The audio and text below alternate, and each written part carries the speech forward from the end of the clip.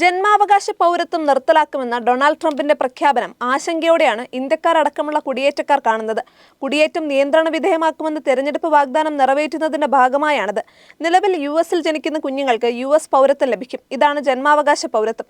വർഷങ്ങളായി നിലവിലുള്ള ഈ നിയമപ്രകാരം നിയമവിരുദ്ധമായ രാജ്യത്ത് താമസിക്കുന്നവർക്കും താൽക്കാലിക വിസകളിൽ യുഎസിൽ താമസിക്കുന്നവർക്കും അവിടെ ജനിക്കുന്ന കുട്ടികൾക്ക് പൗരത്വം ലഭിച്ചിരുന്നു. ഈ നിയമം ദുരുപയോഗം ചെയ്യപ്പെടുന്നതായി ട്രംപും അനുകൂലികളും പലപ്പോഴും വിമർശനം ഉന്നയിച്ചിട്ടുണ്ട്. യുഎസ് പൗരത്വം നേടുന്നതിന് കർശന മാനദണ്ഡങ്ങൾ വേണമെന്നും ഇവർ ആവശ്യപ്പെട്ടിരുന്നു.